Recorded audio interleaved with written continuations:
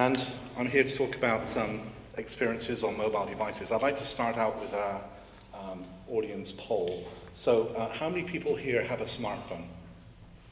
Oh, everybody. Well, the world has changed. I don't need to tell you guys that it's changing really fast, and it's changing faster every day. I was listening to the radio in California the other day. Mobile devices are now being adopted faster than the PC ever was by a factor of 10. And even the internet now is being outpaced by the speed at which mobile devices are being bought and used around the world by a factor of 2.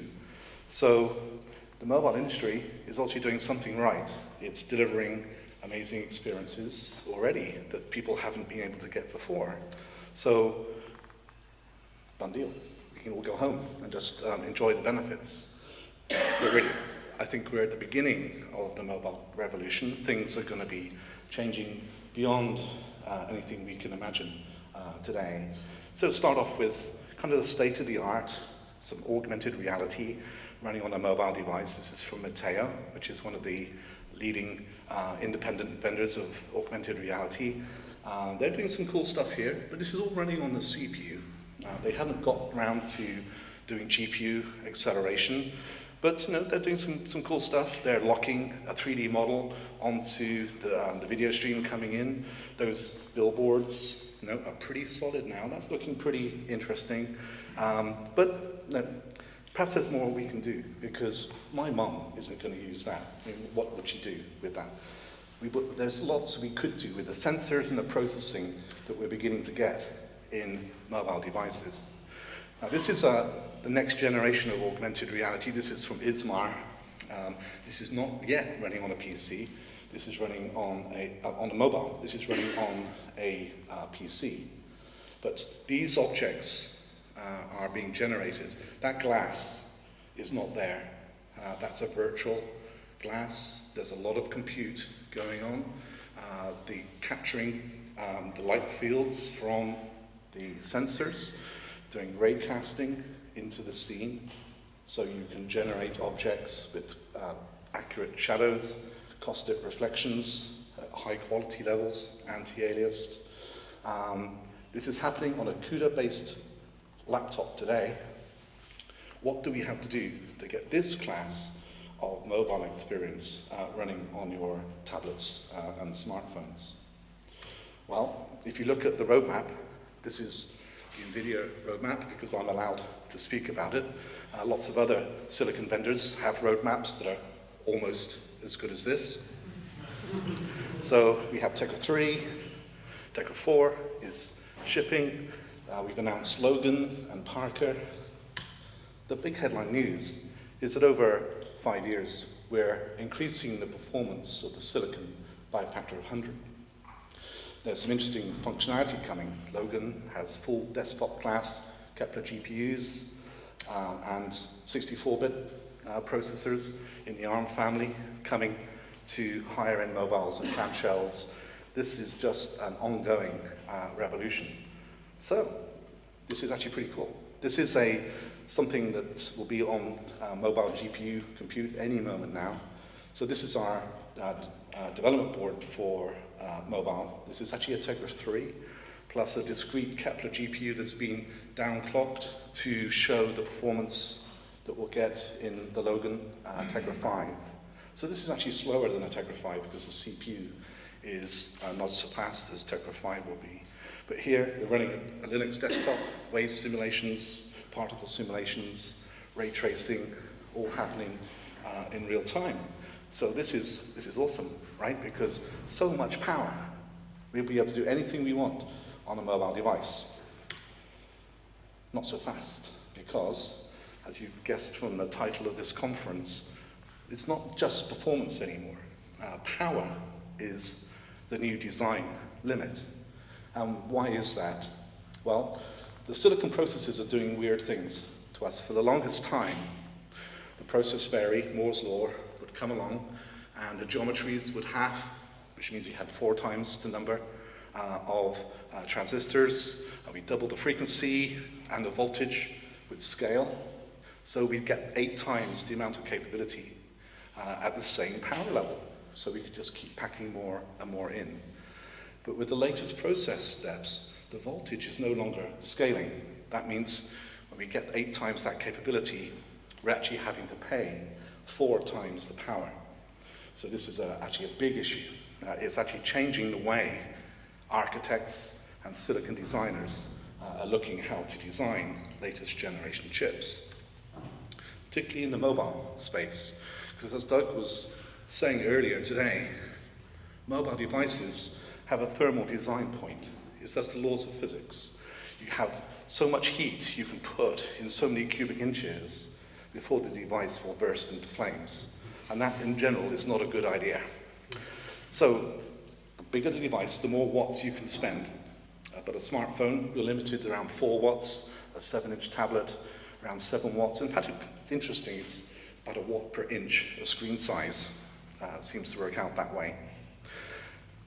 And this is independent of how good the batteries are. It doesn't matter that the batteries get better slowly over time. Yes, you'll be able to run your device longer, which also is important, but instantaneously you can never exceed this thermal design point because the device will become unbearably hot and thermal shutdown will occur. So saving power is now mission number 1. It's the limit to how much performance you can deliver. And I think it's insightful to look, where does the power go? This is a set of figures that NVIDIA has calculated for doing various things. This is for a 40-nanometer process, but this will get worse as the processors get smaller. It turns out that it's a lot more expensive to move data than it is to compute data. It takes just half a picojoule to do a register write on chip. It takes 7 picojoules to do a 32-bit float operation. But if you start sending a 32-bit data 2 millimeters across a die, it's 24 picojoules. It's kind of counterintuitive. And if you have to write to external memory, game over. You've completely lost any hope of any power efficiency. So we now have to be super aware of where data is, how it's being passed around the system, and how computation happens and where it happens. So exactly how you cope with this new reality, though, depends on the use cases. I'm going to be concentrating mainly on camera-based use cases. I think it's the most interesting short-term wave of applications. All of the applications that need lots of parallel computation, I think are going to use the camera in many cases. Computational photography we've heard about already, but also computational videography, face, body, and gesture tracking. I think 3D scene and object reconstruction using a variety of sensors is going to be a big deal in the next few years. And then, last but not least, of course, augmented reality. So let's think about the camera pipeline. The first thing we do on almost any mobile device today is put the sensor into an ISP, an image signal processor. So why is that? It's actually interesting. It's a foretelling of a trend to dedicated hardware that we'll see a lot more. If you imagine having to do the ISP processing on a CPU, it will be hard to get it run fast enough. But if you did, it would be making heavy use of general memory. The CPU would have to be running really fast, both of which are bad for power. Now, you could do sensor processing with a GPU. It wouldn't be so bad. GPUs are now probably flexible enough, and you can have many-way parallelism, so you can run slower. That's good for power. And a GPU is kind of architected for imaging operations, so caching is probably more efficient. You'll be able to not move data so far. But in the end, the GPU will be reading and writing out of memory, and you'll get that energy hit again. A camera ISP is a good example of the trade-off between programmability and hardware. A typical ISP has very little or no programmability, perhaps some flexibility. It's basically a hardware pipeline. Data flows through on a scanline basis. It never has to hit global memory. You can deliver gigaops very easily in a hardware pipeline, and it easily gives the best perf per watt. I think you can extend this idea out to be a more general principle as we try and figure out the next generation of mobile silicon. Turns out that GPUs for parallel operations are more power efficient than CPUs. The frequency and data locality rule of thumb, we often find it can be as much as a factor of 10. But we can go further. We have now the capability to put more transistors on a mobile SoC than we can afford to turn on all at the same time. We call this dark silicon. You just can't turn all the transistors on. The device will burst into flames. So that gives you a weird, backwards economic incentive to start putting dedicated hardware processors for specific tasks. It doesn't actually cost you anything in the end. And if you can pick the right dedicated tasks, add value to the end user, you can begin to deliver lots of compute low power levels. So a lot of what we're going to be doing is kind of pulling in the opposite direction. Lots of the talks we had this morning about making the life of the programmer easier, well, this is kind of making it harder, but this is about a valid goal, I think, that we have to strive for, really having a lot of compute at low power. And in fact, the use of different types of hardware processor within a chip is actually going to be quite dynamic. A lot of these camera and sensor-oriented applications want to make your mobile device magically aware of its environment. You don't want to have to turn on gesture processing. That's so, 2012. You want the phone to be magically aware when you start gesturing at it. But to have the full vision pipeline running 24/7 is not going to be acceptable in terms of battery consumption. But you can start doing some smart things. Scanners, very low power pieces of hardware in your dark silicon can be always on as long as they take very little power, detecting things in the environment and triggering the next level of processing. So you might use the accelerometers with a very simple CPU like a ARM7. The sensor guys say, give me 1 MIP of processing power, and I can tell you whether someone is within 6 feet of your device. You detect that, then you might turn on a low power DSP with very minimal camera access, black and white, low resolution, low frame rate, just enough to tell, hey, there is actually someone out there. And when you hit that trigger, you can actually turn on your full vision pipeline and start doing precise gesture processing. So once we have the vision pipeline turned on, there's actually lots of cool things we can do.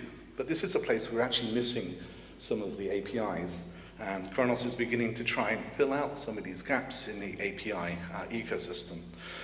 One of the gaps is advanced camera control. There's lots of cool things you can do if you have really powerful camera control. HDR photography, you want to do a burst with every frame, a different exposure. Rolling shutter elimination, you want to have very tight synchronization between your MEM sensors, so you know how the user was moving the camera during the frame, so you can go back in and correct for the geometric distortion. Augmented reality actually wants to use cameras in a very sophisticated way, 60 hertz, low latency, multiple regions of interest, so they don't have to bring in the whole frame through the vision pipeline. They can just take the areas around the features being tracked.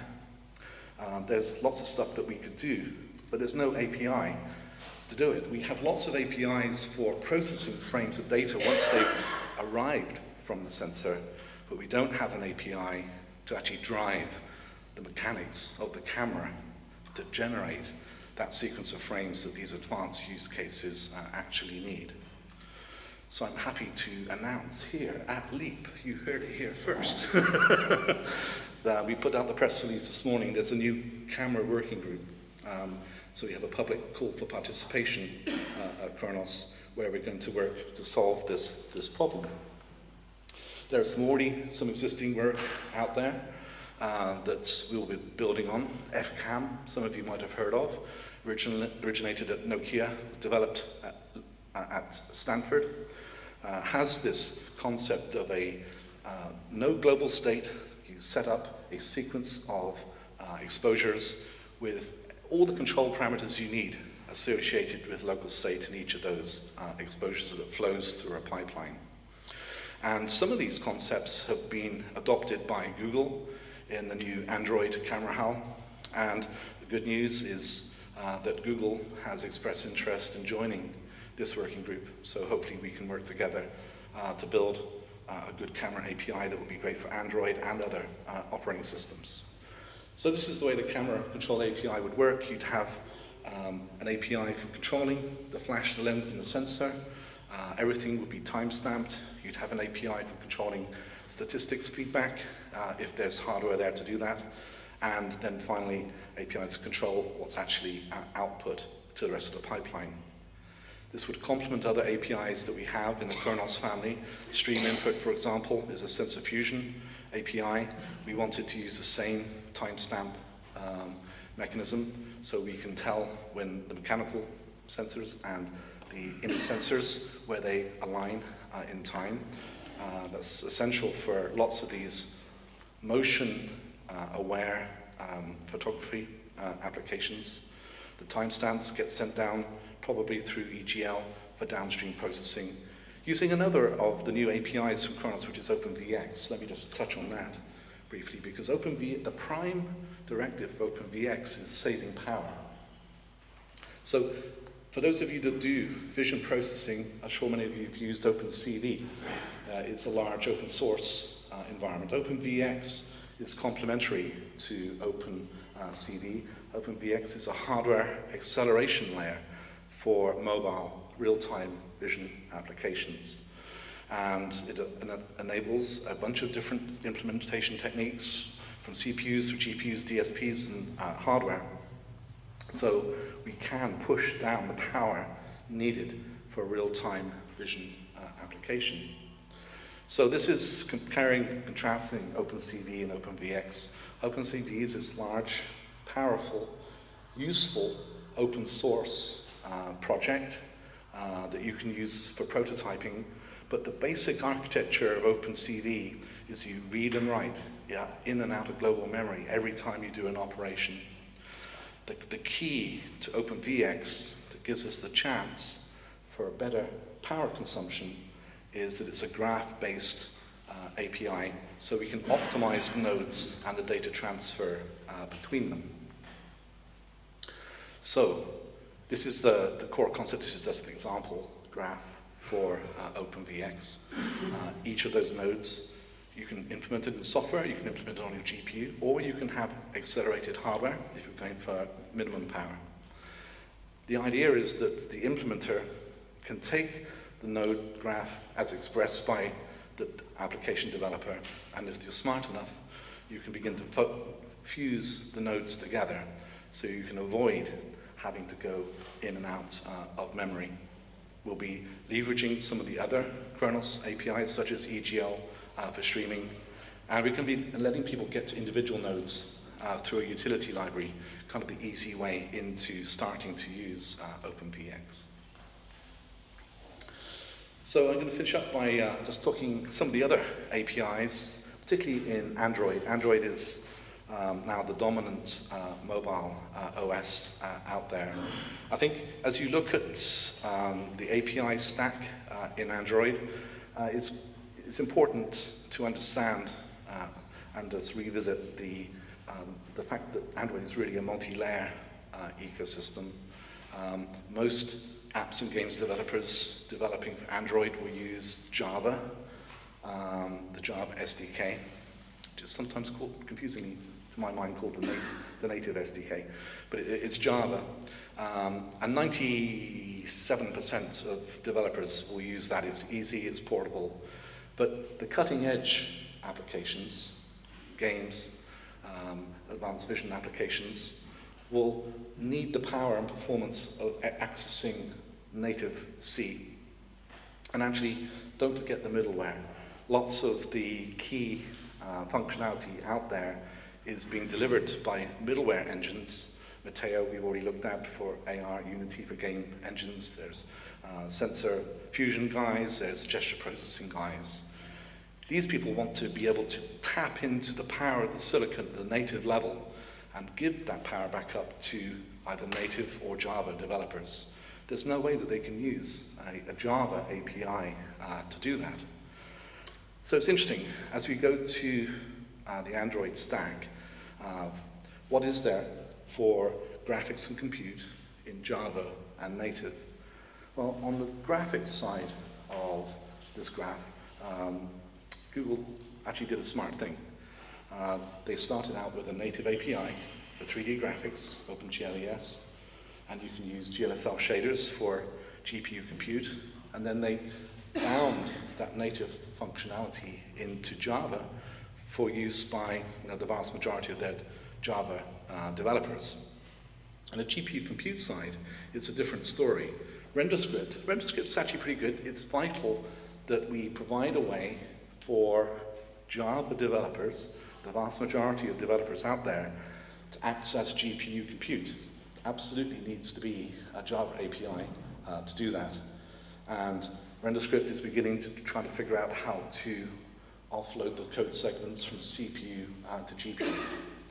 But just because we have RenderScript, in my opinion, it doesn't get rid of the need for a native GPU compute API for the middleware and the advanced applications.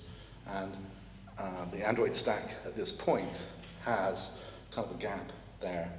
Now, perhaps I'm biased, but I think OpenCL is an ideal foundation to build higher level heterogeneous compute capability.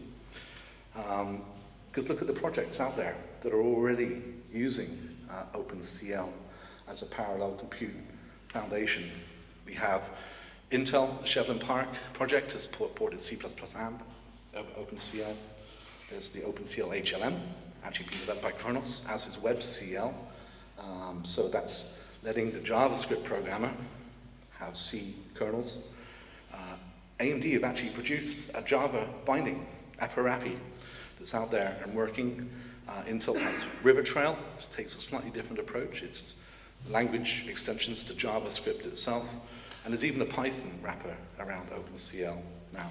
So OpenCL has proved that it is low level and flexible and powerful enough to be a reliable platform for higher level tools and languages.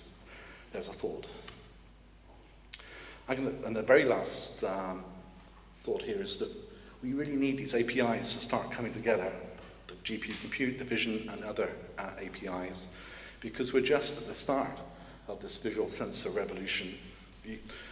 A single sensor RGB is great, you can do all these cool things, but we're about to get a bunch more. There's IR sensors already beginning to appear, the Leap motion controller, there are eye tracking hardware that I've seen already integrated into mobile devices. Multiple sensors are coming down at us like a freight train, stereo pairs, soon planoptic arrays, and then depth cameras. Now, even just a stereo pair is a godsend to the augmented reality folks. It lets them scale the scene much more effectively than a single sensor can do. Planoptic processing is going to eat up all the processing that we can afford to provide. Lots of FFTs, lots of raycasting functionality. And I think we're going to end up in a place where a real camera sensing ecosystem is going to use a hybrid of all of these. If you're out in bright sunlight, your time-of-flight camera is not going to work. If you're too far away, your camera, your low-resolution camera is going to work. You have to use your high-resolution camera. The smart people developing camera sensor software will be using all the sensors they can get and combining the inputs. Now, we're probably going to use GPUs to get that going, but perhaps we're going to need more dedicated ISPs than the Bayer RGB ISPs that we're used to today. So that's at the end. So to recap, we've looked at some ways of reducing power whilst delivering amazing user experiences. We have dark silicon. Use silicon area that you have free to implement a range of power performance processor types and figure out ways that we can know when to use which one. Localize your data, parallelize your processors. That means porting code from CPUs to GPUs to DSP to hardware. Yes, you're losing flexibility, but you're gaining enormously in power.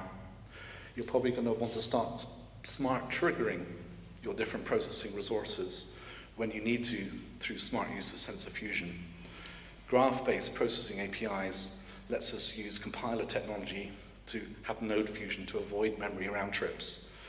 And the last one I haven't mentioned, but it's really a call to action. Nothing improves until you measure it.